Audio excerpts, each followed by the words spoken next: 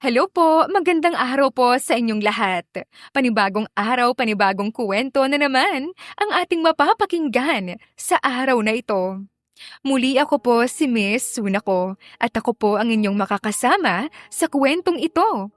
Pero bago natin simulan, sa mga nais pong magpa-shoutout, ay i-comment nyo lang po ang inyong pangalan at kung saan kayo nakatira para ma-shoutout po namin kayo sa susunod nating upload.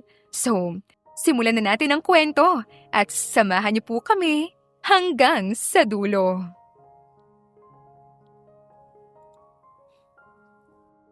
Matapos hiwalayan ng kanyang asawa si Jethro dahil hindi niya ito nabigyan ng anak, wala siyang ibang ginawa kundi magpakalasing sa bar.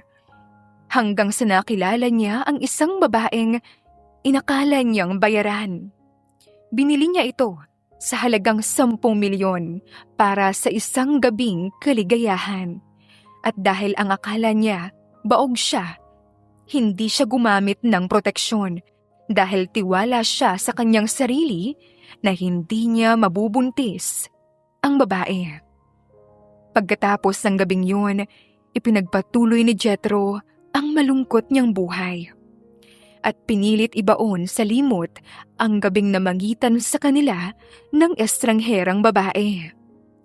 Pero paano kung magkita sila ng binayaran niyang babae at sabihin ito na buntis ito?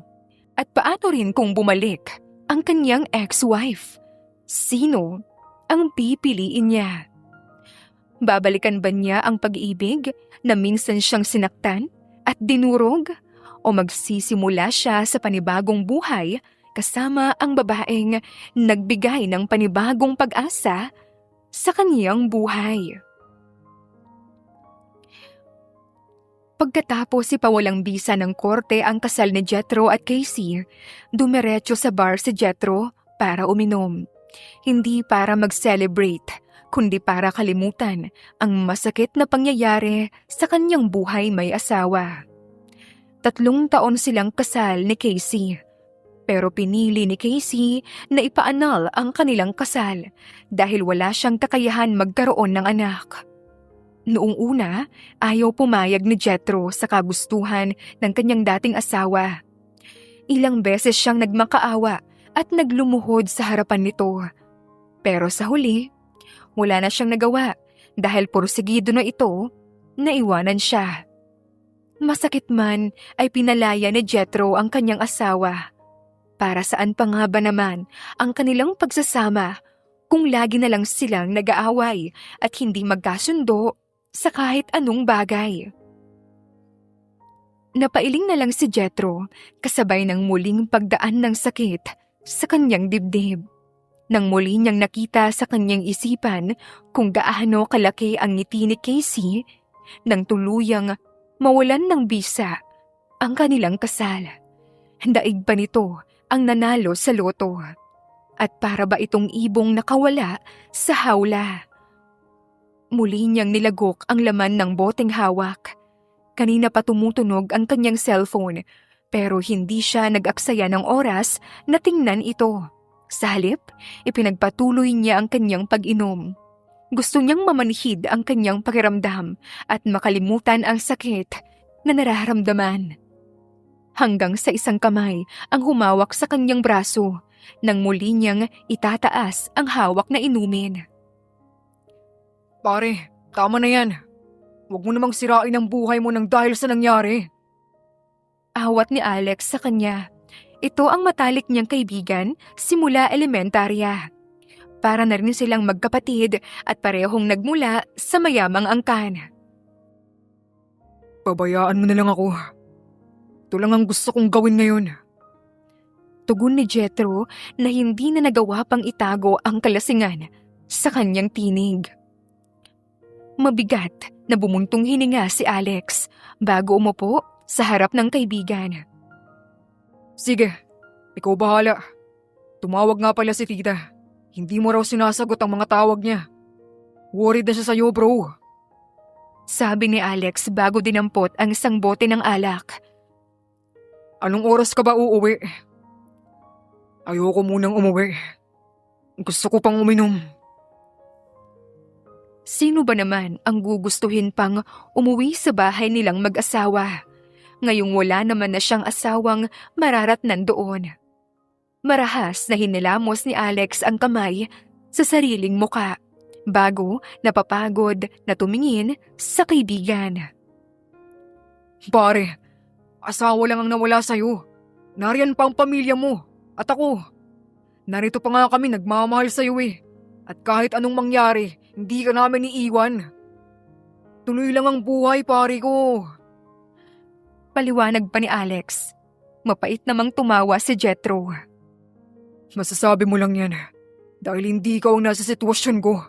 Ngayon, hindi ikaw ang iniwan ng asawa.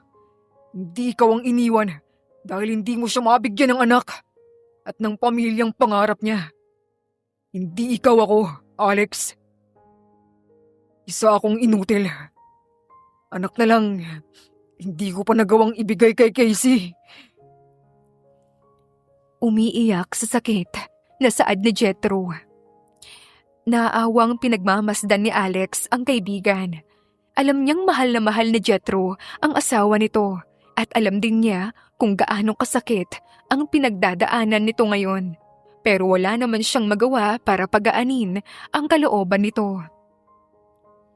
Pare, ito lang ang may papayo ko sa'yo. Kalimutan mo na ang babaeng yun. Kung talagang mahal ka niya, hindi ka niya iiwan. Tatanggapin niya ang lahat ng mali at kulang sa'yo. At higit sa lahat, maghihintay yun hanggang sa magkaroon kayo ng anak. Hanggang sa makabuo kayo ng sarili niyong pamilya. Tutuparin niya ang sinumpaan niyo sa harap ng altar na magsasama kayo sa hirap at ginhawa. Paliwanag pa ni Alex bago marahang tinapik ang likod ni Jethro. Umupo naman ng tuwid si Jethro bago pinahid ang kanyang mga luha. Pagkuway, humarap ito sa kaibigan habang hawak pa rin ang bote ng alak. Tama ka, pre. Siguro nga, talagang hindi niya ako mahal. Kasi kung anak lang ang kulang sa pagsasama namin, pwede naman kaming mag-adapt ng baby. Kaya mula ngayon, hindi ko na siya. Hindi ko na siya pag-aaksayan pa ng panahon at oras. Ang gabing ito na rin, ang huling beses na magpapakalasing ako at iisipin pa siya. Sagot ni Jethro. Napangiti naman si Alex nang marinig ang sinabi ng kaibigan. Natutuwang inilahad ni Alex ang kamay niya kay Jethro na tinanggap naman nito. Maya-maya pa ay sabay na silang uminom. Yan ang pare ko. Dapat strong tayo palagi. Kalimutan mo ng babaeng yun. Marami pang babae dyan na nagkakantara pa sa'yo. Cheers!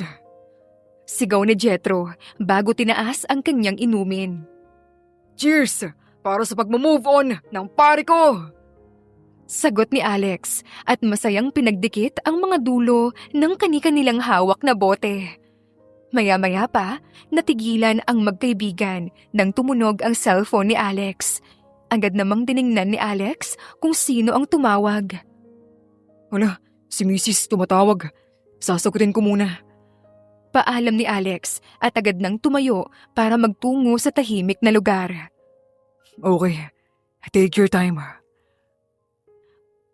Habang nakikipag-usap si Alex sa cellphone, ipinagpatuloy naman ni Jethro ang pag-inom.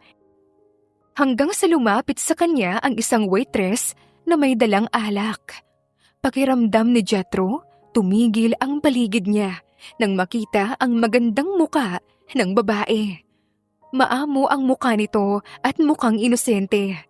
Lalo pa siyang nabighani sa babae dahil sa matamis na ngiti sa labi nito.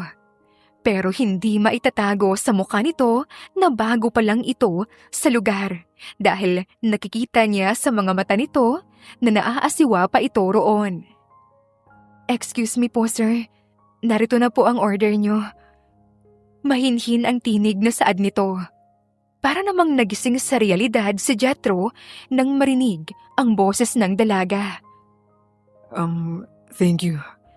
Tugon ni Jethro at nagbigay ng daan sa babae para maayos nitong mailagay sa table ang mga alak na in-order ni Alex. Malapit nang matapos ang babae sa ginagawa nitong pagkuha sa mga bote ng alak na walang laman nang matuon ang mga mata ni Jethro sa matambok nitong pang-upo. Dala ng kalasingan, hindi napigilan ni Jethro ang kanyang sarili. Hinawakan at pinisil niya ang matambok nitong pang-upo. Napaigtad naman sa gulat ang dalaga. Nang makabawi, galit nitong hinarap si Jethro. Anong problema mo? Manyakis ka! Galit na tungayaw ng babae bago tinabig ng malakas ang kamay ng lalaki, dahilan para tumama ito sa kanto ng mesa. Pinigilan naman ni Jethro ang mapangiwi nang maramdaman ang sakit sa kanyang kamao. Kung kanina mahinhin ang mukha ng babae, ngayon nagmukha na itong leon na anumang oras ay handang manakmal. Hindi sumagot si Jethro, sa halip ay para itong asong ngumisi, bagay na lalong kinagalit ni Jamaica. Anong iningiti-ngiti mo dyan? May nakakatawa ba sa ginawa mo? Mangiyak-ngiyak sa galit na tanong ni Jamaica. Tumungga muna ng alak si Jethro bago sumagot. Stop playing innocent. Pare-pareho lang kayong mga babae. Hindi ko alam ang sinasabi mo. Nagtatrabaho ako dito ng marangal. Pagak na tumawa si Jethro bago inilibot ang paningin sa paligid. May marangal bang trabaho sa ganitong lugar? Come on, miss. Name your price. Ibibigay ko sa iyo ng doble. Basta sumama ka sa akin ngayong gabi. Excuse me po, sir. Waitress po ako dito, hindi bayaran. Sasagot pa sana si Jethro pero lumapit na sa kanila ang dalawang bouncer kasama ang babaeng manager ng bar. Anong nangyayari dito, Jamaica? Kibago-bago mo pa lang pero gumagawa ka na ng gulo. Ma'am, ito pong lalaking to. Hinipuan niya po ako. Inalok pa niya nga ako na ibenta ang sarili ko sa kanya. Sige na, iwan mo na kami. Kalmadong tinig na sagot ng manager kay Jamaica. Mabilis namang tumalikod sa mga ito si Jamaica at walang lingon-likod na bumalik sa kanyang pwesto. Malalim na ang gabi pero patuloy pa rin kinukumbinsi ng manager si Jamaica na tanggapin ang offer ng customer nilang lasing. Malaki raw ito at makakatulong sa kanyang problema. Sabi ng manager. At mula din nga sa manager ay nalaman ni Jamaica na hindi naman ito dating kumukuha ng babae sa bar. Siguro raw ay gusto lamang nito ng panandali ang aliw dahil may problema ito. Iniwan daw kasi ito ng asawa nito at iyon daw ang dahilan kung bakit gabi-gabi itong nasa bar at nalulunod sa alak. Hindi naman napigilan ni Jamaica na pagmasdan ang lalaki mula sa kanyang kinaroroonan. Guwapo ito, malakas ang appeal. Sabi pa ni Madam Liza, mayaman din daw. Kung tutuusin, ito ang tipo ng lalaking pinapangarap ng mga kababaihan. Pero bakit kaya iniwan ito ng asawa nito? Siguro masama yung ugali niya, manyakis pa, at mukha ring babaero. Well, deserve niyang iwan. Nakaismid na sagot ni Jamaica sa mga tanong sa kanyang isipan. Natigil sa kanyang pag-iisip si Jamaica nang kalabitin siya ni Sarah, ang nag-iisa niyang kaibigan na siyang nagpasok sa kanya sa bar. Jam, hindi ba kailangan mo ng pera? Bakit hindi mo patanggapin yung offer ni Mr. Hernandez? Hindi ka nalugi sa kanya, mayaman at gwapo yun. At sigurado ako kapag nagustuhan niya ang performance mo, siya na ang magiging regular customer mo. Sabi pa ni Sarah. Hindi ko kaya. Hindi ko masikmura na ang perang ipangpapagamot ko kay inay ay galing sa pagbebenta ko ng katawan. Ay naku, Jamaica. Sa panahon ngayon, pag pinapairal mo yung pride mo, talo ka. Dapat marunong kang sumabay sa agos ng buhay. Isipin mo na lang na sa perang ibabayad sa'yo ni Mr. Hernandez, walang kahirap-hirap mong may papagamot ang nanay mong may sakit. Mababayaran mo pa ang bill sa ospital. Pwede pa kayong magsimula ng maliit na negosyo pag gumaling na ang nanay mo. Ang sabi nga ni Madam, malaki yung offer sa'yo. Siguro alam niyang virgin ka pa, Kaya interesado siya sa'yo. Kaya kung ako ikaw, hindi ko na pag-iisipan pa ang bagay na yun. Susunggaban ko na kaagad ang oportunidad na mabago ang takbo ng buhay ko. Hindi lingid sa kaalaman ni Jamaica na bukod sa pagiging dancer sa bar, tumatanggap din ng customer si Sarah na siya nitong pinantutustos sa pamilya nito. Hindi naman kasi tayo pare-pareho. Pinangako ko sa sarili ko na ibibigay ko lang ang sarili ko sa lalaking pakakasalan ko. Ikaw bahala, pero may oras pa naman para pag-isipan mo din. Wika pa ni Sarah bago umalis. Naiwang naguguluhan si Jamaica. Ang totoo niyan, kailangan niya ng perang pampagamot sa kanyang ina at sa iba pa nilang gastusin. Marami rin siyang utang na kailangan niyang bayaran.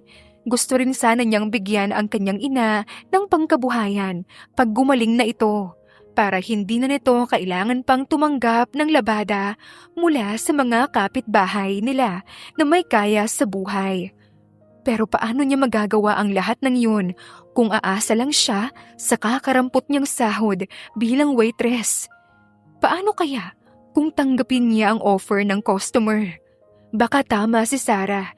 Iyon ang mabilis na paraan para matupad niya ang lahat ng gusto niyang mangyari sa buhay nila ng kanyang ina. Bahala na. Sa isip-isip ni Jamaica. Jamaica, 10 milyon ang offer ni Mr. Hernandez. Aayawan mo pa ba? Medyo naiinis na tanong ni Madam Liza kay Jamaica nang muli siya nitong ipatawag. 10 milyon po? Pero kasi madam, natatakot po ako eh. Paano kapag nabuntis niya ako? At saka, ano pang mukha ang hiyaharap ko sa lalaking mapapangasawa ko? Para na rin po akong pokpok sa pag ginawa ko yun. Pag ginawa ko ang gusto niyo. Jamaica, makinig ka. Marami ang dalaga dyan na nasisira ang buhay dahil nagmahal sila ng maling tao. Ang iba pa nga naging pariwara. Pero kumita ba sila ng 10 milyon? Hindi masamang maging praktikal ngayon, lalo pa may sakit ang nanay mo. Sa huli ay nakumbinsi rin ng babae ang dalaga. Bago sumapit ang hating gabi, hinatid ni Madam Liza si Jamaica sa hotel na malapit lang din sa bar. Naroon daw si Mr. Hernandez. Paano? Maiwan na kita. Tawagin mo na lang ako kapag may problema. Kaya mo yan ha. Isipin mo na lang para sa nanay mo ang ginagawa mo. Sige po, madam. Salamat. Nang makaalis ang ginang, saka palang pumihit si Jamaica papasok sa silid gamit ang keycard na galing sa babae. Humugot siya ng malalim na paghinga bago pumasok sa loob. Naabutan niya si Mr. Hernandez na nakaupo sa may sofa habang humihit-hit ng sigarilyo. Kabadong tumayo sa gilid ng pinto si Jamaica. Hindi niya alam kung ano ang sasabihin nang magtama ang kanilang mga mata. Pakiramdam ni Jamaica, biglang nanlalamig ang kanyang katawan nang makitang matamang pinagmamasdan ng lalaki ang kanyang kabuuan. Maya-maya pa ay nag-init ang mukha ni Jamaica nang makitang ilang segundo nang nakatingin sa kanya ang binata sa kanyang dibdib. Wala sa sariling tinakpan ng dalaga gamit ang kanyang mga braso ang kanyang harapan. Hindi naman napigilan ni Jethro ang pagtikwas ng kabilang gilid ng kanyang labi nang makita ang ginawa ng babae. Playing innocent ha? Aniya sa kanyang isip. Maligo ka na. Seryosong utos niya. Nagmamadaling tumalilis si Jamaica para makaiwas sa mapanuri nitong mga mata. Agad siyang pumasok sa maliit na pinto ng banyo at isinarado na ito. Dito niya pinakawalan ang hanging na ipon sa kanyang dibdib. Pagkatapos hamigin ang kanyang sarili, hinubad ni Jamaica ang mga kasuotan sa kanyang katawan at nagmamadali itong nilabhan gamit ang detergent na nakuha niya sa lavatory. ito lang ang damit niya at ito pa rin ang isusuot niya bukas pauwi. Ayaw naman niyang suotin ito nang hindi pa nalalabhan dahil kanina pa niya ito suot sa kanyang katawan. Mamaya na lang niya ito iboblower para mabilis matuyo. Pagkatapos niyang maglaba, tumapat siya sa shower at doon ay walang sawang kiniskis ang kanyang balat. Gusto niyang tiyakin na malinis ang kanyang katawan at mabango siya para hindi naman nakakahiya kay Mr. Hernandez at sa 10 milyon na ibabayad nito sa kanya.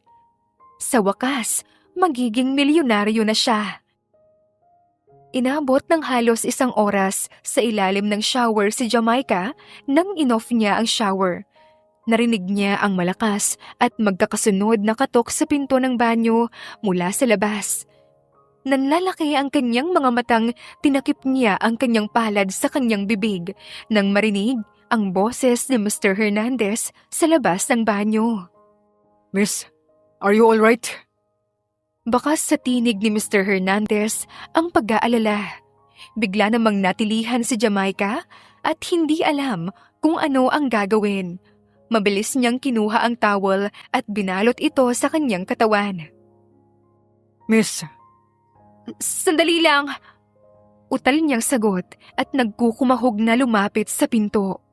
Pero nang maalalang wala siyang suot na damit, maliban sa tuwalyang nakapulupot sa kanyang hubad na katawan, parang napaso siyang lumayo sa pinto. Naguguluhang tumingin si Jamaica sa kanyang mga basang damit. Bigla siyang nakaramdam ng pagsisisi na nilabhan niya agad ang mga ito. Sana pala, hindi na lang muna para may maisuot siya ngayon. okay ka lang ba talaga? Bibilang ako ng 3. Kapag hindi ka pa lumabas, sisirain ko ang pinto. Nagbabantang saad ni Jethro sa labas. Hindi naman malaman ni Jamaica kung ano ang gagawin. Lalabas na! Sagot niya sa kalakas loob na binuksan ang pinto. Namumula ang kanyang muka nang humarap siya sa binata. Pakiramdam ni Jamaica, biglang nag-init ang kanyang pakiramdam nang sandaling nagtama ang mga mata nila ni Jethro. Hiyang-hiya siya sa sarili dahil para na rin siyang nakahubad sa harap nito at tanging ang kulay puting tuwalya lang ang tumatakip sa kanyang kahubaran. Kagat-labing umiwas ng tingin si Jamaica sa binata, pero bigla siya nitong hinatak at binuhat. Hindi makapagsalita si Jamaica at parang robot na hindi nakuha na gumalaw o pumalag man lang. Dinala siya ni Jethro sa kama at pinahiga roon. Ito na rin ang nag-alis ng tuwalya na nakabalot sa kanyang katawan. Hindi nagtagal, para siyang sanggol na nakahiga sa kama. You're so beautiful.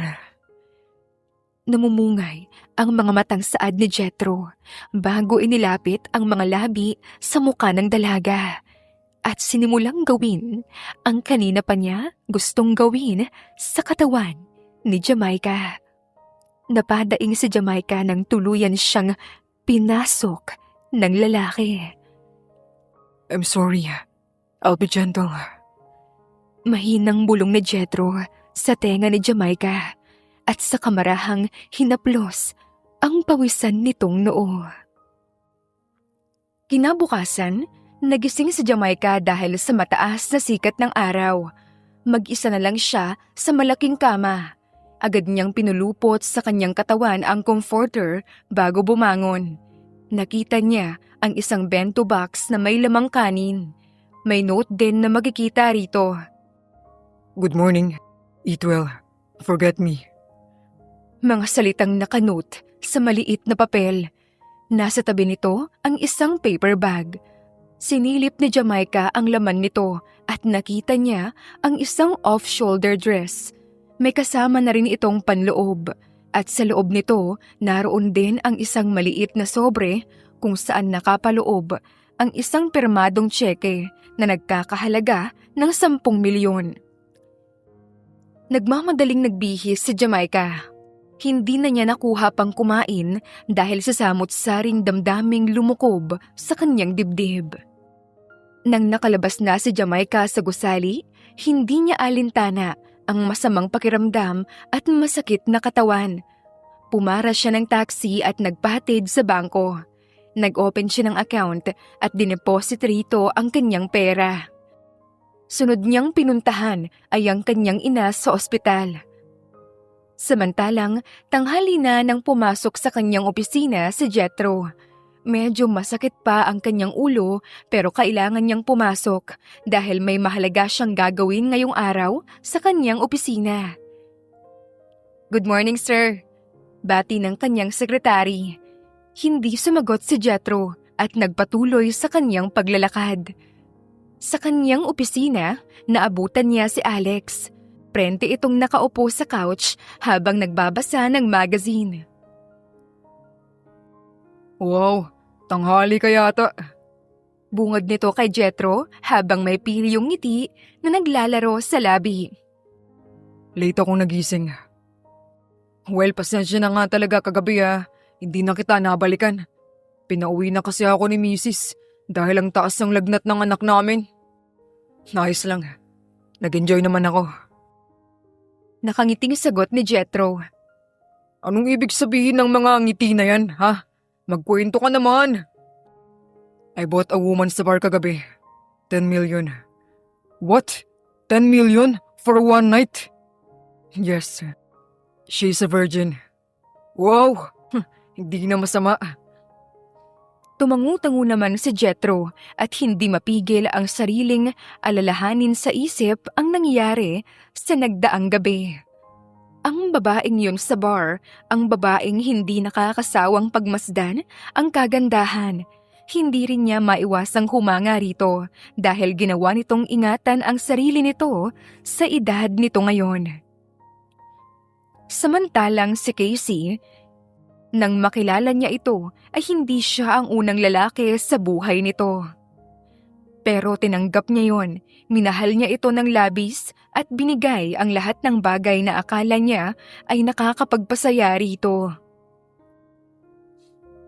Makalipas ang 2 buwan, sa kabila ng mga gabing sumasagi sa isip ni Jethro ang babae sa bar, mahigpit niyang pinigilan ang sariling hanapin ito. Ayaw niyang muling masaktan dahil sa isang tao, kaya't hanggat maaari, pilit niyang ibinaon sa limot ang lahat at ipinagpatuloy ang kaniyang buhay. Iginugol niya ang lahat ng oras niya sa pagpapatakbo ng kaniyang kumpanya. Hanggang isang araw, hindi inaasahan ni Jethro ang isang panauhin na dumating sa kaniyang opisina, si Jamaica. Pumasok ka. Sagot ni Jethro mula sa loob ng kanyang silid. Maya-maya pa ay pumasok ang babaeng ilang buwan nang gumugulo sa kanyang isipan. Anong ginagawa mo rito? Tanong niya at agad na tumayo matapos pagmasdan ang kabuuan ng babae. Kahit lasing na lasing siya, nang gabing kasama niya ito, hindi niya malilimutan ang itsura nito dahil parang napagkit na yon sa kanyang isip. Hindi maiwasan ni Jethro ang mapakunot noo nang makitang maputla ang mukha nito at payat. Mukha itong may sakit. "Buntis ako, 2 buwan. Ikaw ang ama." Agad namang rumihistro sa mukha ni Jethro ang pagkabigla. Bagay na inaasahan na ni Jamaica. Hindi agad nakasagot si Jethro at pilit pinoproseso sa kanyang isipan ang kanyang narinig. Paano niya mabubuntis ang babae? Baog siya. Nagpapatawa ka ba? Galit niyang tanong at saka humakbang palapit kay Jamaica. Wala siyang balak magpalinlang sa katulad nito. Siguro, nakukulangan pa ito sa perang binigay niya. Sa halip na makipagtalo, inilabas ni Jamaica mula sa kanyang handbag ang resulta ng ultrasound na pinagawa niya kanina lang. Tahimik niya itong inabot kay Jethro. Agad naman itong tinanggap ang sobre at binuksan. Paanong nangyari? Kailangan mo pa bang itanong yan? Siyempre nabuntis ako dahil may nangyari sa atin. What I mean is, Sasabihin sana niyang baog siya, pero pinigilan niya ang kanyang sarili. di mo na kailangan magpanggap para makahuthut ng pera sa akin. Name your price, ibibigay ko. Basta't huwag nang magpapakita sa akin. Kahit kailan. Galit niyang bulyaw. Pakiramdam niya iniinsulto nito ang kanyang pagkalalaki. Agad namang nagunahan sa pagpatak ang mga luha ni Jamaica. Sa tingin mo ba kailangan ko pa ng pera? Sapat na sa akin ang 10 milyon na binayad mo. Kung tutuusin nga kahit hindi ko nasabihin sa'yo na buntis ako dahil kayang-kaya ko ng buhayin ng anak ko. Pero nandito ako at pinapaalam pa rin sa'yo dahil baka gusto mong malaman na may anak ka. Pero huwag kang mag-alala. Hindi kita pipilitin na panagutan ako o kahit kilalanin ang anak natin. Sapat na sa akin ang sinabi ko sa'yo na buntis ako para malaman mong magkakaanak ka na. Namumula ang muka sa galit na sagot ni Jamaica. Hindi naman agad nakasagot si Jethro. Tama ang babae. Hindi nito kailangan magpanggap dahil malaking halaga ang 10 milyon na binigay niya rito. At kung gagamitin nito sa tama ang perang iyon, kaya na nitong buhayin ang kanyang anak. Aalis na ako. Iiwan ko na sa iyong resulta na yan para may remembrance ka sa anak natin. Pero bago pa makalabas si Jamaica sa silid nito, mabilis nang hinawakan ni Jethro ang kanyang pulso at pinigilan siya. Kung totoo ang sinasabi mo, magpagawa tayo ng paternity test. Sige, pumapayag ako. Mabuti na yon para hindi na nito pagdudahan pa ang katauhan ng kanilang magiging anak. Walang sinayang na sandali si Jethro. Agad siyang tumawag sa kaibigan niyang doktor bago dinala si Jamaica sa klinik nito. Nagpagawa sila ng test sa doktor gamit ang makabagong teknolohiya. At dahil kilala ni Jethro ang doktor, ginawa nila agad ang mga test. At hindi nagtagal, nakuha nila ang resulta at mula roon nalaman ni Jethro na siya nga ang ama ng bata. Naniniwala ka na? Tanong ni Jamaica kay Jethro nang makitang titig na titig ito sa resulta ng test at paulit-ulit binabasa ang resulta. Oo, I'm sorry kung pinag-isipan kita ng hindi maganda.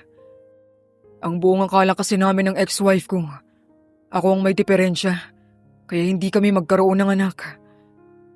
Naiintindihan ko, pero gusto ko lang ding linawin sa'yo. Hindi mo kailangang panagutan ng baby ko.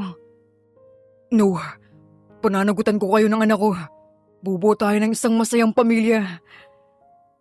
Naluluhang sabi niya. Masayang-masaya siya. Pakiramdam niya binuo ni Jamaica at ng baby sa sinapupunan nito ang kanyang pagkatao. Saan tayo pupunta? Tanong ni Jamaica nang makitang ibang direksyon ang tinatahak nila. Taliwas sa direksyon ng bahay nila na binigay niya rito kanina. Pupunta tayo sa mall. Gusto kong bumili ng mga gamit ng baby natin. Pero hindi ba masyado pang maaga pa para mamili ng mga gamit niya? Hindi pa natin alam ang gender niya. Oo nga no, pero okay lang yun. Pipili na lang tayo ng mga kulay na pwede sa kahit anong maging gender niya.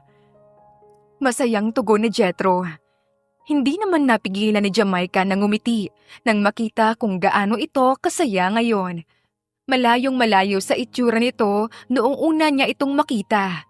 Noon ay nababalot ng lungkot at sakit ang mga mata nito at kapag titingin ito sa'yo, wala kang makikita sa mata nito kundi puro kalamigan. Sige, ikaw bahala. Isang matamis na ngiti naman ang binigay ni Jethro sa dalaga. Pagkatapos nilang pumili ng mga gamit ng baby, hinatid ni Jethro sa bahay ng mga ito sa Jamaica. Napagkasunduan na rin nilang lilipat sa bahay niya ang dalaga sa susunod na araw. Uunahin muna niyang ipalinis ang kanyang bahay. Aalisin niya ang lahat ng mga bagay na naroon na may kaugnayan pa sa kanyang dating asawa. Lumipas ang mga araw katulad ng plano ni Jethro. Isang umaga, sinundo niya si Jamaica sa bahay ng mga ito. Tapos na niyang ipalinis ang kanyang bahay at ang mga gamit ng dati niyang asawa, pinadala niya na sa pamilya nito. Personal niyang ipinagpaalam si Jamaica sa nanay nito. Anak, sigurado ka bang sasama ka sa kanya? May himig ng pag-aalalang tanong ni Aurora sa anak.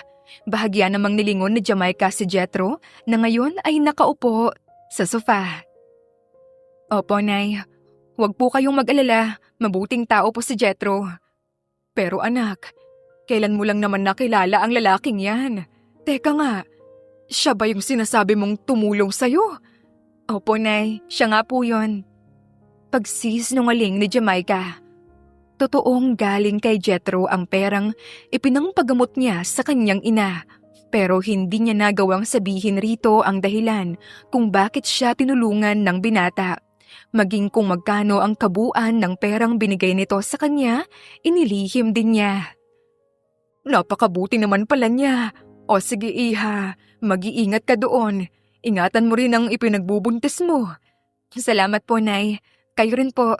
Mag-iingat po kayo palagi rito sa bahay. Naku, wag mo akong alalahanin. Nariyan naman ang pinsan mong si Mirna. Siya na ang bahala sa akin.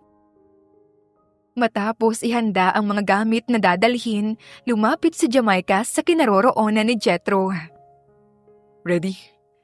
Tanong ni Jethro bago kinuha kay Jamaica ang bag na dala nito. Oo, pasensya na kung medyo naiinip ka sa paghihintay. No, it's okay lang. So, let's go.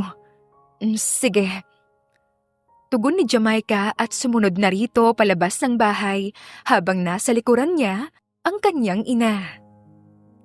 Hindi niya maiwasang mag-alala sa bagong buhay na tatahakin niya kasama ang binata.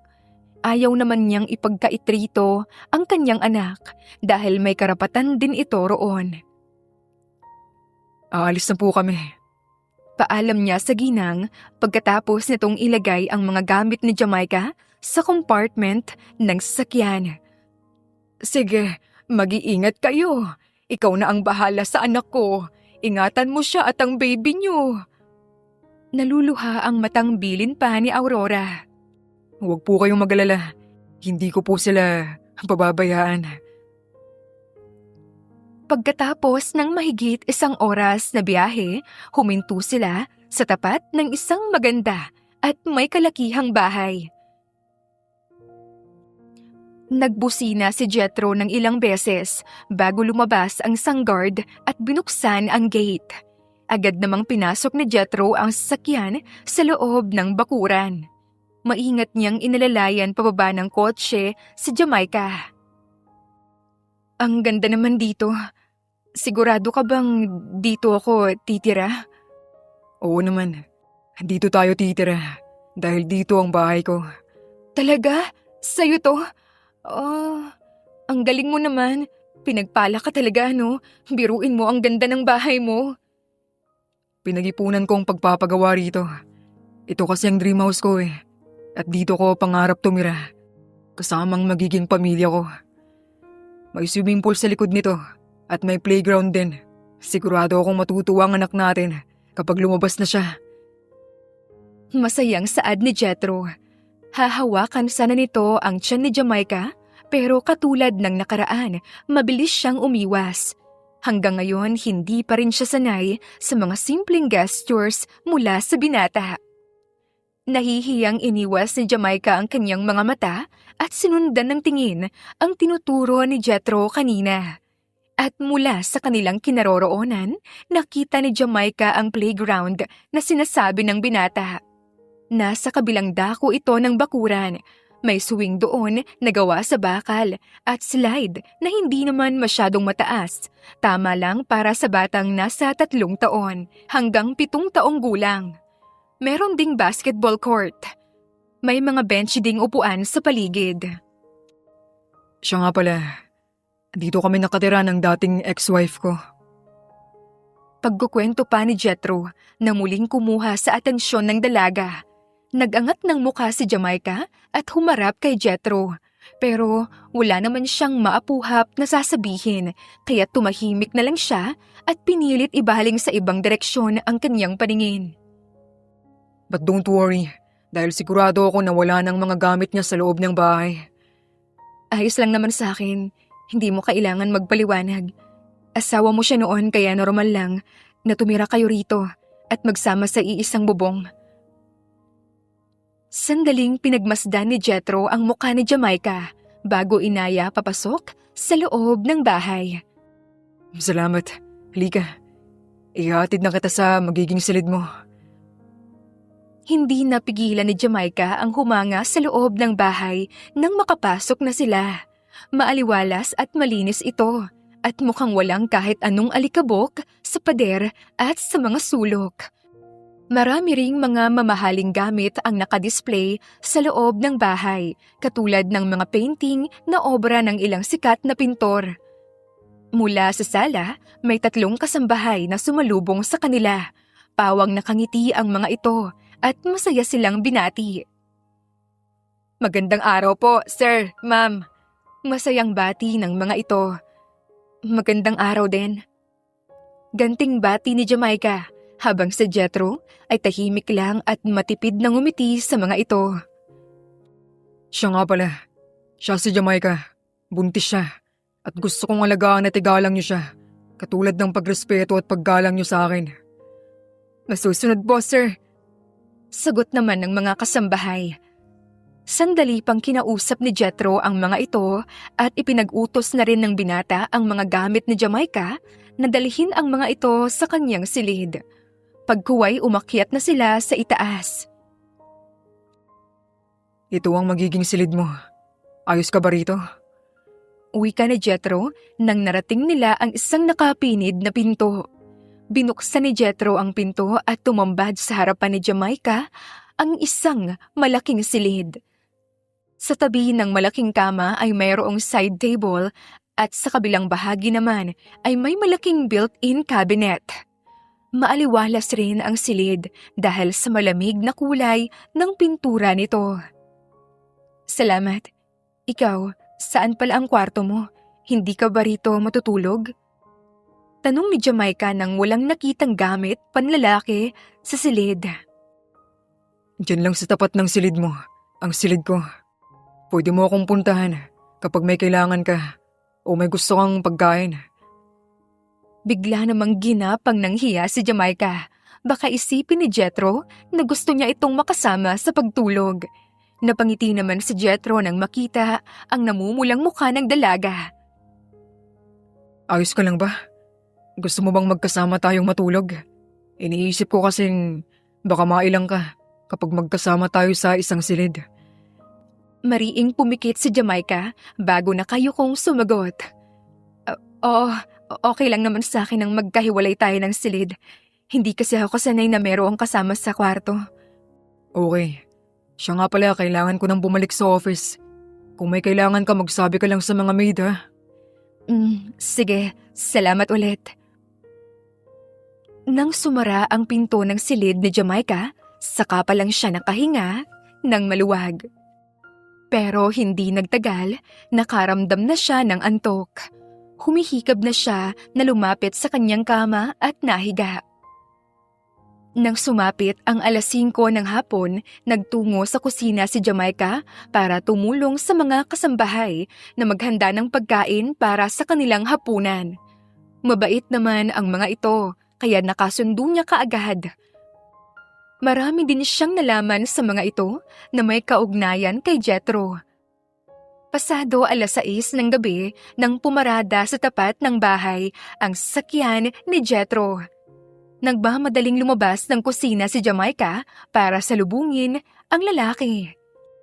Kahit malinaw sa kanya na anak lamang nila ang kanilang ugnayan, hindi niya napigilan ang sariling manabik na muli itong makita at makausap. Hi. Matamis ang ngiting bati niya sa lalaki. Nagangat naman ng mukha ang lalaki at agad nawala ang lukot sa mukha nito nang makita siya. Nakakunot ang noo niya at mukhang pagod na pagod sa trabaho. Pero nang makita ang malaking ngiti sa labi ni Jamaica, bigla yung napalis at napalitan ng matamis ring ngiti. Hi, nariyan ka pala. How was your day? Hindi ba naging pasaway ang baby natin? Tanong ni Jethro bago naglakad palapit kay Jamaica. Nanlaki naman ang mga mata ng dalaga nang lumapat sa kanyang pisngi ang mainit nitong labi. Okay naman kami. Nakatulog ako ng matagal kanina. Mabuti. Para makabawi ka naman ng lakas. Sagot ni Jethro bago binaba ang tingin sa puson ni Jamaica.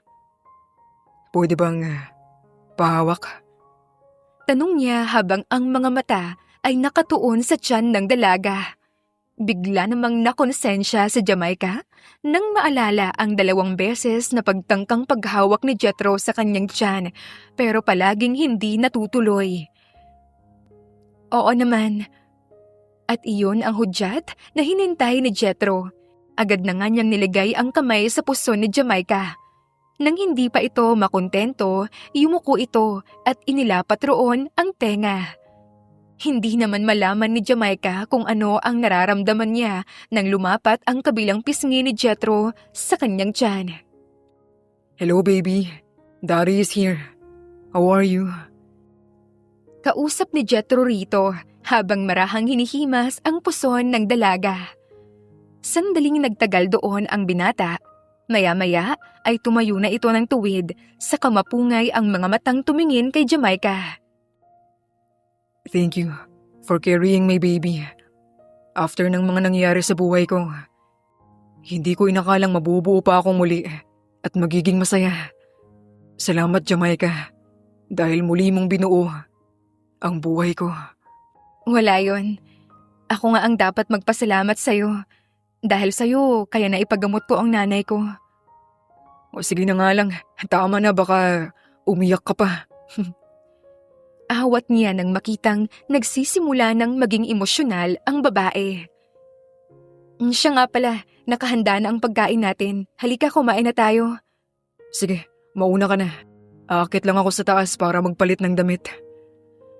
Tugon niya sa kaagad ng tumalikod. Nang umakyat sa taas si Jethro, bumalik naman sa kusina si Jamaica at inihanda ang iba nilang kailangan sa pagkain. Eksaktong tapos na siya sa kanyang ginagawa nang pumasok sa kusina si Jethro. Ang sarap naman yata ng niluto nyo. Nagutom ako bigla. Nakangiting papuri nito. Si Jamaica ang nagluto niyan, anak.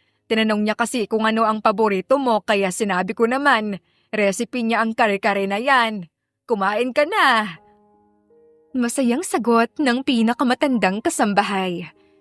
Nalaman ni Jamaica na ito pala ang nag-alaga kay Jethro simula ng sanggol pa lang ito at nahiwalay lang sa binata nang mag-asawa ito at bumukod ng bahay. Pero nang iwan ito ng dating asawa, ay lumipat sa bahay na iyon si Nanay Tess para mabantayan ang kanyang alaga. Talaga? Mukhang masarap ah. Nakangiting sagot ni Jethro bago sinulyapan si Jamaica na nooy naglalagay ng pagkain sa kanyang pinggan. Kain na. Salamat. Tugon ni Jethro at sabay na silang kumain. Isang araw, matapos samahan si Jamaica sa prenatal check-up nito, dumiretso si Jethro sa kanyang kumpanya. Naabutan niya roon si Alex.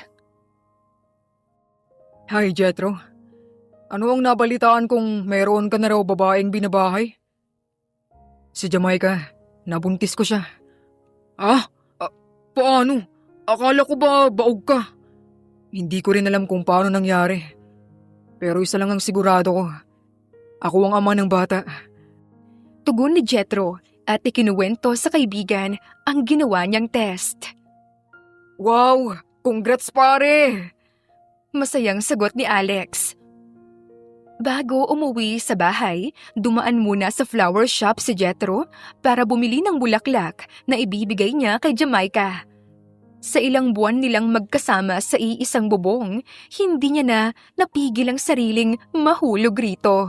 Kaya naman, inamin niya na ito sa babae. Wala siyang nakuhang sagot mula kay Jamaica pero nararamdaman niya na mahal na rin siya nito. at nakahanda siyang gawin ang lahat para maramdaman itong totoo ang kanyang hangarin. Gabi-gabi niya itong binibigyan ng bulaklak at ng kung ano-ano pang mga bagay na alam niyang ikakatuwa nito. Kahit pa nga wala siyang alam sa panliligaw, sinusubukan pa rin niya at aaminin niya masaya siya sa kaniyang ginagawa. Kasiyahang hindi niya naranasan sa dati niyang asawa. Palabas na si Jethro ng flower shop nang nakatanggap siya ng mensahe mula kay Jamaica. Napangiti pa si Jethro nang basahin ang mensahe nito. Gusto raw nito ng pakwan. Wala na raw sa bahay at huwag daw siyang uuwi nang walang dalang pakwan. Kaya naman sa halip na diretso pa uwi, pinili ni Jethro na tahakin ang daan patungo sa pinakamalapit na supermarket sa kanyang kinaroroonan para bumili ng pakwan. Magbabayad na sana si Jethro sa counter nang may mabangga siyang isang babae. Si Casey. Walang emosyon na tiningnan niya ito. Pagkuway nilampasan. Pero hindi pa man nakakalayo si Jethro, humawak ito sa kanyang braso. Hi! Kumusta?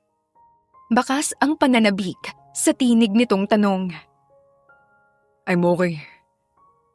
Pwede ba kitang ayain kumain? Or coffee? No thanks. Kailangan ko nang umuwi. Jethro, nag-uusap pa tayo. Hindi mo ba ako na-miss? Ilang buwan din tayong hindi nagkita. Why you're so cold? Tanong ni Casey at walang pakialam na pinulupot sa leeg ni Jethro ang kanyang mga braso. May dahilan pa ba para mamiss kita? Matagal na tayong hiwalay. Sa tingin mo ba, hindi pa rin ako nakamove on? Meron na akong bagong buhay, Casey. At sa buhay ko ngayon, hindi na ikaw ang kasama ko. Mariing sagot niya bago binaklas ang mga braso ng babae sa kanyang batok at tuluyan na itong iniwan. Naiwang umuusok sa matinding galit si Casey. Hindi niya matanggap na ganoon kadali siyang makakalimutan ni Jethro. Pasado 8:00 na pero wala pa rin ito. Dati-rati naman, pasado 6:00 o bago mag 6:00 ay nasa bahay na ito. Kanina pa siya palakad-lakad sa sala sa kakahintay rito. Sobra na siyang nag-aalala para sa lalaki. At kung hindi lang nakakahiyang tawagin ito, baka kanina pa niya ginawa. Kaso, nahihiya siya sa maaaring isipin ito. Baka sabihin naman itong masyado niyang minomonitor ang mga galaw nito. Jamaica, hindi ka ba kakain? Lalamig na ang pagkain. Mamaya na lang po, Nay. Hihintayin ko na po si Jeth. Nako, baka mamaya pa yon. Hindi maganda sa'yo ang nalilipasan ng gutom, lalo at buntis ka. Parating na rin po siguro yon. Ang sabi po niya, kanina pauwi na siya eh. Nag-crave lang po talaga ako sa watermelon, kaya sabi ko, ibili niya ako. O siya, sige. Ikaw ang bahala. Tawagin mo lang ako kapag gusto mo nang kumain. Muling lumipas ang 30 minutos. Saka pa lamang narinig ni Jamaica ang pagdating ng kotse ni Jethro. Nagmamadali siyang lumabas ng bahay at sinalubong ito. Bakit ngayon ka lang? Sorry po, naipit kasi ako sa traffic. Hindi sumagot si Jamaica. Nakanguso lamang ito habang nakatingin kay Jethro at nakapamewang pa sa harapan ng binata. Ito na po ang pakwan. Malamig niyang saad. Naiinis na tiningnan ni Jamaica ang pakwan bago malamig na tumingin sa binata. Ayoko na niyan. Sa'yo na lang. Ha? Akala ko ba gusto niyo ni Baby ang pakwan? Kanina gusto ko. Ngayon ayoko na. Pero hindi naman masasayang yan eh. Ikaw kaya kumain? Sagot ni Jamaica bago tumalikod. Napailing na lang na sumunod si Jethro hanggang sa narating na nga nila ang kusina. Hindi ka pa rin kumakain? Hinintay kita. Tugon ni Jamaica bago humila ng upuan para sa kanya at nagsimula ng kumain. Nang matapos kumain, akala ni Jethro makakapagpahinga na siya. pero hindi niya inaasahan ang ipapagawa sa kanya ni Jamaica. Nay, pakihiwa nga po yung pakwan. Kakain si Jethro. Ha? Ako? Hindi makapaniwalang tanong ni Jethro. Sa kanya naalala ang sinasabi kanina ng dalaga. Yup. Ay nako, kayo talagang mga bata kayo. Kung kailan gabi na saka nyo pa naisipang kumain ng pakwan. Sermon ni Nanay Tess bago binaba sa harapan ng dalawa ang hiniwang pakwan. Sigurado ka? Uubusin ko lahat ng ito? Tango naman ng dalaga, saka humalukip-kip sa mesa at pinanood kumain si Jethro na noon ay kahit busog na, pinilit pa ring ubusin ang pakwan. Nang isang hiwa na lang ang natira, dinampot ito na Jamaica at kinain. Ang sarap naman, gusto ko pa ng pakwan.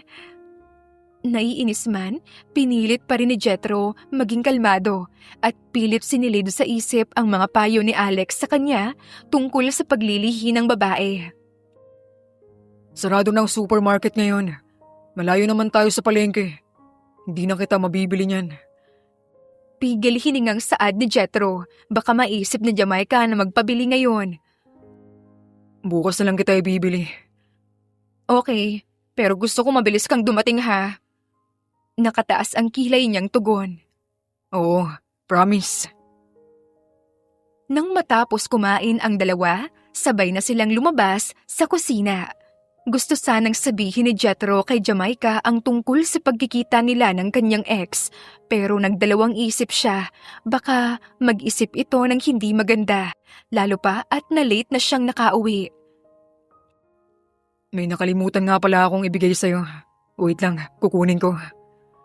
Saad ni Jethro nang paakyat na sana sila sa kani-kanilang silid. Okay, sa room na ako. Doon na lang kita hihintayin. Sige, mag-ingat ka sa pag-akyat ha. Dahan-dahan lang. Bilin pa niya bago lumabas. Nang bumalik siya, dala niya ang isang pumpon ng rosas na binili niya kanina. Pinuntahan niya sa silid nito si Jamaica at naabutan niya itong naghahanda na para matulog. For you. Thank you, pero hindi ka na sana nag-abala pa. Hindi pa nga nalalanta yung binigay mo sa akin nung nakaraan, no? Sagot ni Jamaica sa katinuro ang rosas na dala nito kahapon. Ayos lang yan. Gusto ko kasing palaging may paramdam sa inyong mag-ina kung gaano ko kayo kamahal. Nakangiting sagot niya. Para namang kiniliti ang puso ni Jamaica nang marinig ang sinabi nito. Nahihiya niyang kinamot ang kanyang batok bago diretsyong tumingin sa mukha ni Jethro bago tumayo. Alam mo, hindi ka naman pala mahirap mahalin. Ang totoo niyan, mahal na kita. Talaga? Oo, mahal na kita. Hindi dahil sa magkakaanak na tayo, kundi dahil yun ang sinasabi ng puso ko. Hindi naman mapigilan ni Jethro na mamula ang kanyang muka. Hindi niya alam kung bakit para ngayon lang siya na in love ng ganito. Mahal na mahal din kita, Jamaica. Salamat dahil dumating ka sa buhay ko. Kayo ng baby natin.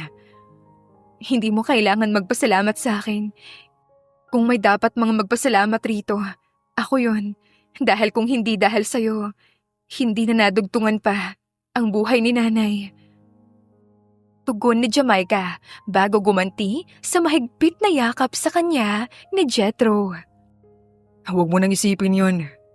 Pinagtagpo siguro tayo talaga ng gabing yun dahil kailangan natin ang isa't isa. Huwag kang mag-alala dahil pinapangako ko sa iyo at sa anak natin.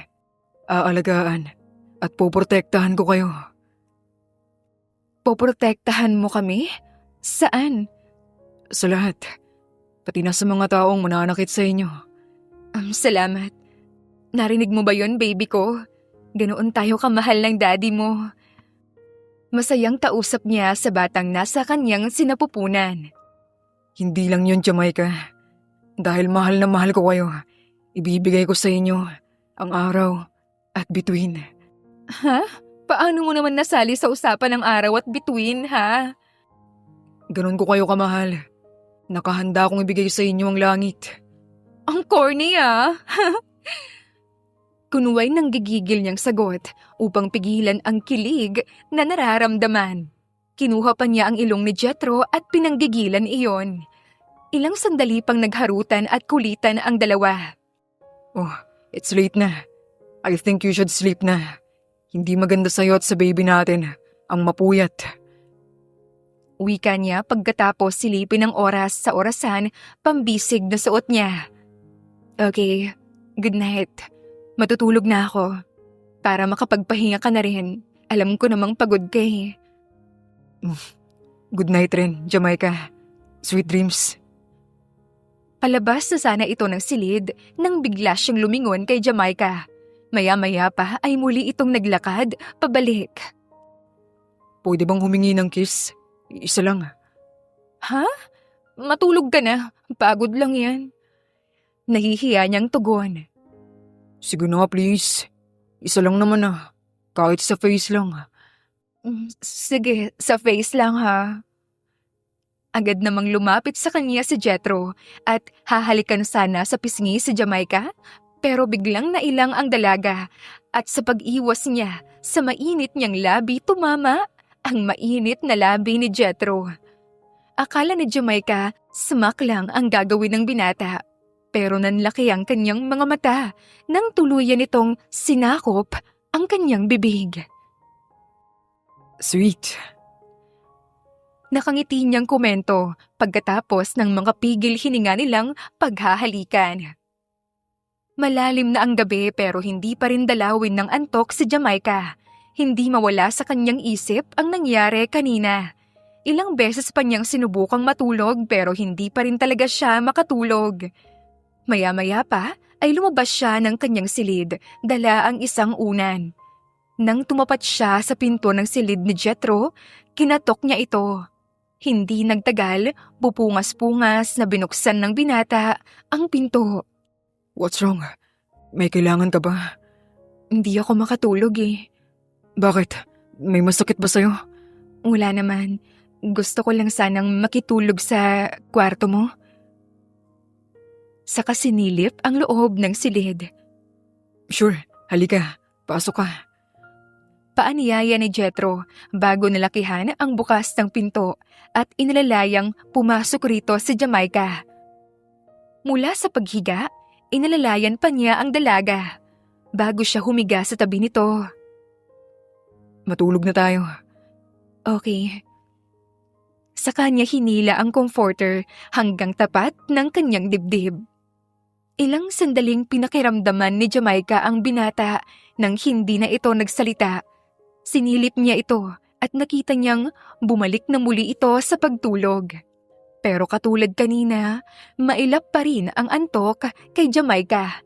Gising na gising pa rin ang kanyang diwa, samantalang si Jethro kanina pa humihilik. Lalo pa siyang nahihirapang matulog nang nag-alboroto ang kanyang tiyan. Gusto niyang kumain ng carbonara, pero tulog na si Jethro. Nahihiya naman siyang gisingin ito dahil alam niyang pagod ito sa maghapong pagtatrabaho.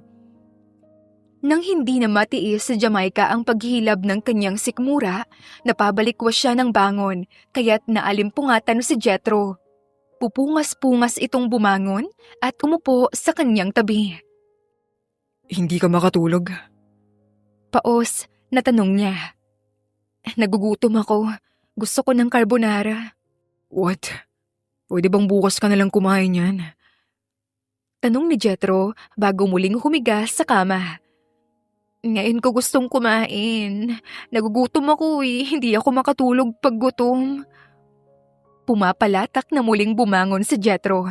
Tumayo siya sa gilid ng kama at saka sinulyapan ang nakasimangot na dalaga. Okay. I will make carbonara for you. Malambing niyang sagot. Agad namang nawala ang busangot na mukha ni Jamaica. Matamis siyang ngumiti bago tinanggap ang kamay ng binata na nakalahad sa kanya. Mag-isang hinanda ni Jethro ang lahat ng sangkap na kailangan niya para sa kanyang iluluto. Hindi na siya nanggising pa ng kasambahay dahil 10 oras na ng gabi at lagpas na ito sa working hours nila. Habang nagluluto si Jethro, umupo si Jamaica sa silyang nasa harap ng dining table at humalukip-kip doon habang pinapanood ang bawat galaw ng binata. Minsan iniisip niya kung bakit ito iniwan ng asawa nito, gayong nasa lalaki na yata ang lahat ng magandang katangian ng isang lalaki. Carbonara is ready. Tawag ni Jethro sa panusin ni Jamaica at inilapag sa harapan nito ang pinggan na may lamang pagkain. Wow, thank you! Natakam talaga si Jamaica sa amoy at itsura ng carbonara. Kinabukasan, tanghali nang nagising si Jamaica. Wala na sa kanyang tabi si Jethro. Siguro ay pumasok na ito sa trabaho. Nagmamadali siyang bumangon sa higaan at bumalik na sa kanyang silid upang gawin ang kanyang morning routine. Nang matapos ay bumaba na siya ng hagdan. Pero nasa kalagitnaan pa lang siya, narinig na niya ang boses ng isang babaeng galit na galit. Umamin ka nga sa akin, Jethro. Noon mo ba ako niloloko? Galit na tanong ni Casey kay Jethro. Umagang-umaga pa lang, naroon na ito at nagtatatalak. Hindi ko na kailangan sagutin yan. Dahil alam mo kung gaano kita kamahal noon. Kahit minsan hindi ko nagawang tumingin sa ibang babae. Pero anong ginawa mo? Iniwan mo pa rin ako. At hindi lang yon. Dahil tinanggalan mo din ako ng kumpiyansang magkaroon ng anak nang pineke mo ang resulta ng test na ikaw din ang nag-insist. I'm sorry. Ginawa ko lang yun dahil yun ang pinakamatibay na ebidensya para ianal ng korte ang kasal natin. Pero nandito na ako ngayon. Promise, babawi ako sa'yo. Ibabalik ko ang lahat sa dati, Jethro. Umalis ka na, Casey. Di na kita kailangan. At huwag na huwag ka nang babalik pa kahit kailan. No! You can't do this to me! Mahal kita. Mahal na mahal kita. I'm so sorry sa lahat ng kasalanang nagawa ko sa'yo. Promise, magbabago na ako. Umiiyak niyang pakiusap. Agad namang nakaramdam ng awa para sa babae, si Jamaica. Leave. Just leave. At huwag ka nang lalapit pang muli sa akin. Tapos na tayo. Nang gagalaiti niyang sigaw. Hindi sumagot si Casey, pero humagulgol ito ng iyak. Iyak na punong-puno ng pagsisisi. Anong nangyayari dito? Kalmado ang tinig na tanong ni Jamaica. Nang hindi na siya makatiis. Lumingon sa kanya si Jethro pero hindi ito nagsalita. Si Casey naman ay tinuyo ang basang pisngi bago mabalasik na humarap kay Jamaica. And who are you? Galit nitong tanong. Ako si Jamaica, ang girlfriend ni Jethro. Tugon nito na bahagyang umatras nang makitang naglakad palapit sa kanya ang babae. Girlfriend? Sino ka sa akala mo para magustuhan ng isang Jethro Hernandez? You like a trash, a jerk, and a desperate woman who wants to steal my husband from me. Dahil sa mga panlalait na narinig ni Jamaica, hindi niya magawang sumagot rito. Sino nga ba siya kung ikukumpara siya rito? Jethro, tell me, who is this woman? Is she really your girlfriend? Ganyan na ba kababa ang taste mo ngayon at pinagpalit mo ako sa isang babaeng basura? Kinabahan si Jamaica nang hindi agad sumagot si Jethro. Sa halip, nilingon niya ito gamit ang malamig nitong mga mata. No. She is not my girlfriend anymore. Seryosong tugon ni Jethro at bahagya pang lumingon sa kinaroroonan ni Jamaica. Parang natulos naman sa kanyang kinatatayuan ang dalaga nang marinig ang sinabi ni Jethro. At nang mga sandaling yun, parang gusto na lang niyang magpalamon sa lupa dahil sa pagkapahiya. Akala pa naman niya ay okay na sila pero hindi pala. See? Nasisiyahan niyang baling kay Jamaica, kaya't lalo pang nagdiwang ang kalooban nito nang makitang halos maiyak na ang dalaga. because she is my fiancé and she will be the mother of my child. Our wedding will be happen next month. Ang mga luha na kanina pa gustong pumatak sa mga mata ni Jamaica, tuluyan ang bumagsak dahil sa labis na tuwa. Habang si Casey ay natigilan at parang nahirapang iproseso sa isipan ang mga narinig. Lumapit si Jethro kay Jamaica, hinapit niya ang bewang nito at saka mabilis na hinalikan sa labi. Good morning. Sorry kung iniwan kita sa room ha. Nagising ako dahil sa ingay kanina. It's okay. Akala ko nga pumasok ka na sa trabaho. I hate you, Jethro! We separate for almost 6 months. Tapos ngayon, may bago ka na kaagad. How dare you! Galit na sabi ni Casey at akmang susugurin niya si Jamaica pero maagap na iniharang ni Jethro ang katawan sa kasintahan. Don't you dare to touch and hit her. May paglalagyan ka sa akin. Jamaica is pregnant with our first child. How dare you! Pagsisisihan niyong ginawa niyong to sa akin. Hindi ko kayo hahayaan na maging masaya. Sigaw niya bago nagdadabog na lumabas ng bahay. Nang tuluyang umalis si Casey, nagtungo naman sina Jethro at Jamaica sa kusina. Agad namang naghain ng pagkain si Nanay Tess. Ano daw ba ang kailangan ng bruhang yon? Ang kapal ng mukha niya na bumalik dito pagkatapos ng ginawa niya sa'yo. Huwag niyo na lang siyang pansinin, Nay. Nanggugulo lang yung babaeng yun. Pagkasabi na lang kay Mang Berting, nahigpitan ng security, lalo pa't buntis si Jamaica. Ay dapat lang, mamaya ang Berting na yan ay tatamaan sa'kin kung bakit niya pinapasok pa yung babaeng yon. Nanggagalaiti pa ring sagot ng matanda. Tama na yan, Nay. Hindi rin siguro alam nung tao. Huwag na kayong magalit, ang puso niyo. Nang tumalikod ang ginang, saka palang hinarap ni Jamaica ang binata. Bakit ka nga pala nagsinungaling kay Casey? Hindi mo pa naman ako fiancé at saka hindi pa tayo magpapakasal. Kinuha ni Jethro ang kamay niya at pinisil. Sino nagsabing hindi tayo magpapakasal? Ha? Bakit? Pakakasalan mo ako? Bakit hindi? Ikaw ang ina ng magiging anak ko. At saka mahal natin ang isa't isa, di ba? At kasal na lang ang kulang sa atin. Kaya mamaya, may pupuntahan tayo. Saan? Secret. Malalaman mo rin mamaya. Katulad ng sinabi ni Jethro, pagkatapos nilang kumain ng tanghalian, umalis sila ng bahay at nagtungo sa isang boutique. Iba't ibang klase ng gown ang nakita roon ni Jamaica. Anong gagawin natin dito, Jethro? Magpapasukat ka ng gown para sa kasal natin. Kasal? Totoo ba to? Yes. Ang totoo. Tinawagan niya si Alex para humingi ng tulong rito para sa preparasyon ng kanyang kasal. Habang pumipili ng gown si Jamaica, tumunog ang cellphone ni Jethro kaya nagpaalam ito na sasagutin muna ang tawag. Hanggang isang gown ang umagaw sa pansin ng dalaga. Tube ang taas nito at sadyang kaakit-akit tingnan. Kukunin niya na sana ang gown nang may isang kamay ang humawak rito. Mukhang totoo nga na ang babaeng pakakasalan ng dati kong asawa ay isang cheap and unworthy woman. Pagpili pa lang ng gown, hindi pa magawa. Pwede bang wag mo akong pinapakialaman?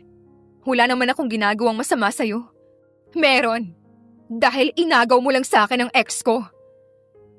Ex mo na siya nang nakilala ko siya. Meaning, hindi na kayo. Isa pa kaya ko nga siya nakilala dahil iniwan mo siya. Oops! Oo nga pala, nakilala ka niya sa bar. Ano ka doon? Waitress? Prostitute? Nangaasar pa nitong tanong at sinadya pang lakasan ang boses para makuha ang atensyon ng mga tao sa kanilang paligid. At nagtagumpay naman ito dahil halos lahat ng taong naroon ay nasa kanila ang atensyon. Kahit ano pa siya, wala kang pakialam doon. Jamaica has a good heart. Hindi katulad mo na sarili mo lang iniisip mo. Sagot ni Jethro na hindi na malaya ni Jamaica na nakalapit na pala sa kanya. Kinuha nito ang kanyang kamay at inalalayan siya palabas ng boutique. Saan tayo pupunta?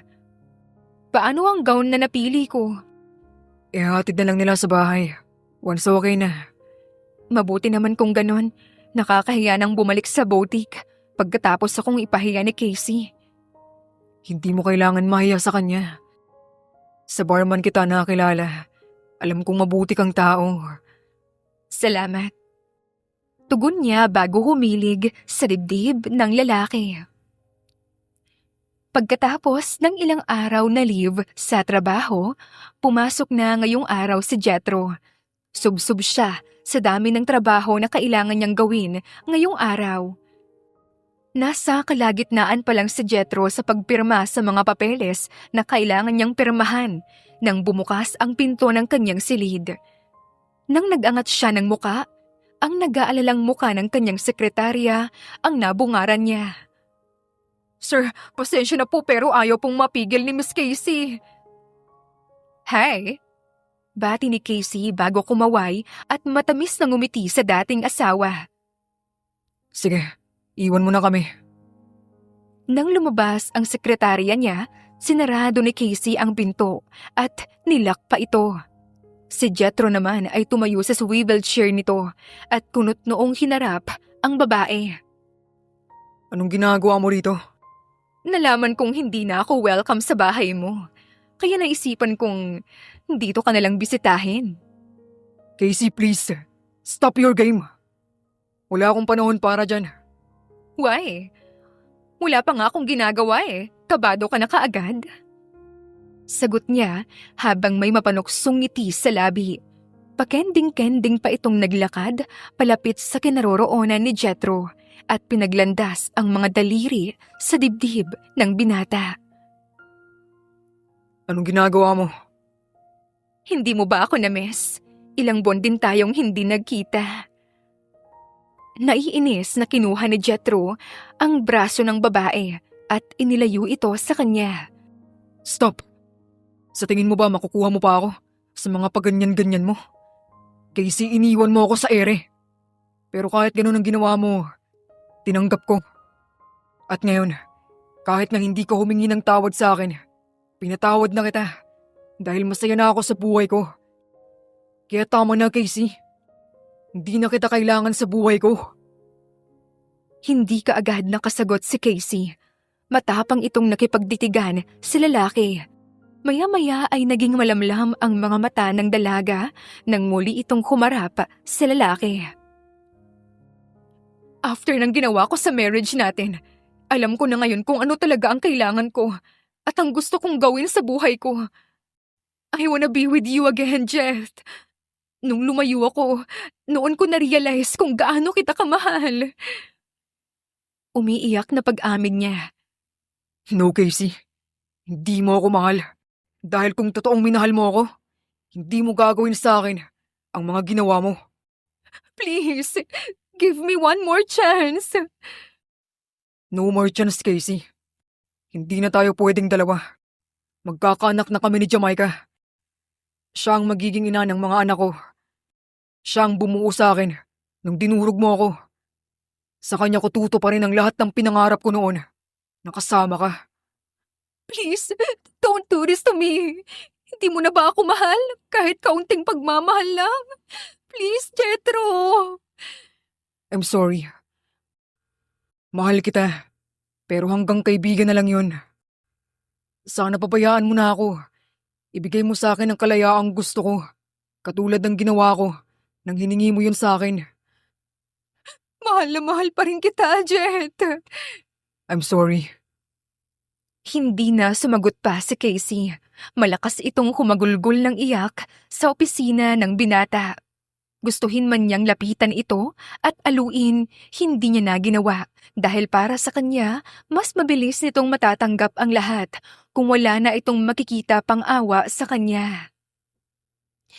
Lumipas ang ilang minuto bago hinamig ni Casey ang kanyang sarili at naglakad palapit sa pinto. Akala ni Jethro aalis na ito, kaya nagulat siya sa muli nitong pagharap sa kanya. Hubad na ito. Casey, anong ginagawa mo? Alam kong miss mo ako at alam ko rin na mahal mo pa ako hanggang ngayon. Tugon niya bago nangaakit na naglakad palapit sa binata. Stop it, Casey! Kahit anong gawin mo, hindi mo na mababago pa ang katotohanan na wala na tayo. Wala na tayo, Casey! No, I know you still love me. Pastime mo lang yung Jamaica na yun. Casey, please! Magkaroon ka naman ng kaunting respeto sa sarili mo! Dumagundong ang tinig ng saway niya sa babae. Para namang binuhusan ng malamig na tubig si Casey nang makita ang galit na mukha ni Jethro. Mabilis niyang sinuot ang kanyang damit at biglang natauhan at walang paalam nang lumabas sa silid ng binata. Napahugot na lang ng mabigat na hangin sa dibdib si Jethro nang tuluyan nang nakaalis ang babae. Lumipas ang 1 buwan at ngayon ay araw na ng kasal nina Jethro at Jamaica. Ang lahat ng tao sa paligid nila ay excited at pawang masaya para sa kanilang pag-iisang dibdib. Pero hindi rin nakaiwas sa panghuhusga ng ilan ang dalawa. Kasi nga, ilang buwan pa lang simula nang maanal ang kasal ni Jethro sa dating asawa nito ay heto at ikakasal na muli siya sa ibang babae at buntis pa. Pero dahil masaya si Jamaica at Jethro, hindi na nila binigyan pa ng pansin ang bagay na yon. Congratulations to both of you! Nakangiting bati ni Sarah. Congratulations! Kabi-kabilang bati naman ang natatanggap pa ng dalawa mula sa kanilang mga bisita sa reception. Wow, blooming ka ngayon ah. Mukhang masayang masaya ka. Siyempre, wala namang dahilan para malungkot pa ako. Pakiramdam ko nga nasa akin na lahat eh. Pare, wala na akong mahihiling pa, kundi ang kaligtasan ng mga mahal ko sa buhay. Wow, parang bigla ka na lang naging bakla bro. Kantsaw ni Alex sa kaibigan, dahilan para sabay silang tumawa. Bro, maraming salamat nga pala sa tulong mo. Sa lahat-lahat ng tulong mo. Walang anuman, basta ikaw pare ko. Si Jamaica naman ay nasa isang table kasama si Sarah. Masayang-masaya talaga ako para sa'yo. Imagine, parang kailan lang ayaw na ayaw mo pa sa kanya. Tapos ngayon heto at kasal na kayo. Kinikilig na sabi nito pagkatapos sulyapan si Jethro na nooy abala sa pagkikipag-usap sa ibang bisita. Ikaw naman, ikaw talaga. Ganoon naman siguro talaga. Marami munang kailangan pagdaanan bago natin makilala ang tao na para sa atin. Ay, correct. Kaya hindi ako nawawala ng pag-asang one day may tao pa ring mamahalin ako ng totoo. Totoo naman yan. Sa ganda mo ba namang yan, Sarah? Masayang nakipag-inuman at tawanan ang bagong kasal sa kanilang mga bisita. Nagpatuloy ang kasiyahan, pero hindi nagtagal. Nagpaalam na si Jethro na uuwi na sila dahil pagod na si Jamaica at kailangan nang magpahinga. Marami pang panunuksong narinig si Jethro mula sa mga kaibigan at pamilya niya. Ayon sa mga ito, gusto lang niyang masolo ang kanyang asawa, bagay na tinawanan lang niya. We are married now. Are you happy? Tanong ni Jethro kay Jamaica habang nasa kotse sila. Oo naman, hanggang ngayon hindi pa rin ako makapaniwala. Maniwala ka na. Dahil marami pa akong sorpresa para sa'yo. Nako ha, tama ng mga surprise na yan. Dapat mag-focus na lang tayo sa pagdating ni baby. Ilang buwan na lang makikilala na natin siya. Oo nga pala. Hello baby. Masaya ka rin ba ngayon? Hala, gumalaw si baby. Talaga? Ibig sabihin lang nun, masaya din siya para sa atin. Habang nasa biyahe, masayang nag-usap ang dalawa hanggang sa narating nila ang kanilang bahay. Pero pagpasok nila sa sala, isang panauhin ang hindi nila inaasahang naghihintay sa kanila. Si Casey. Anong ginagawa mo rito? Kung manggugulo ka lang, mabuti pang umalis ka na. Kasal na kami ni Jamaica at wala ka nang magagawa para sirain yon. Hindi ako pumunta rito para manggulo. Tanggap ko nang hanggang dito na lang tayo. At kaya nga pala ako pumunta dito para magpaalam at batiin kayo. Congratulations sa inyong dalawa at gusto ko ring humingi ng tawad sa panggugulo ko sa inyo. Don't worry, ito na ang last na makikita niyo ako dahil sa Canada na ako nakabased. I wish na sana maging matatag at masaya kayo sa pagsasama ninyong dalawa. Jethro, I'm really sorry. Naluluhang saad ni Casey. Naglakad palapit sa babae si Jethro at niyakap ang kanyang ex. Habang si Jamaica naman ay tahimik na pinagmamasdan ang dalawa. Salamat. Sorry din kung nasaktan ka sa pagpapakasal namin. Sorry kung hindi mo agad natanggap na may kapalit ka na sa puso ko. Naiintindihan ko. Siguro tama ka.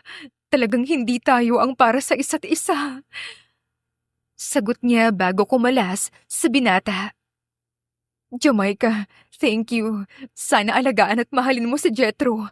Sana huwag mo akong tularan sa naging pagkakamali ko. Makakaasa ka. Ilang sandali pang nag-usap ang tatlo at nang umalis na si Casey, masayang bumaling si Jethro sa asawa. Thank you, Jamaica. Hindi mo lang ako tinuruan magmahal ng totoo. Binigyan mo pa ako ng sariling pamilya. Ano ka ba?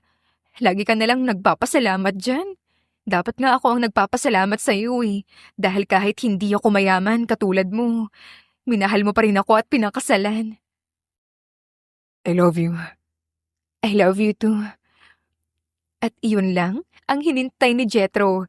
Binuhat niya si Jamaica paakyat ng hagdan at dinala sa kanyang silid. Tonight is our best night ever. Masayang saad niya at sinimulan ng kilitiin ang asawa.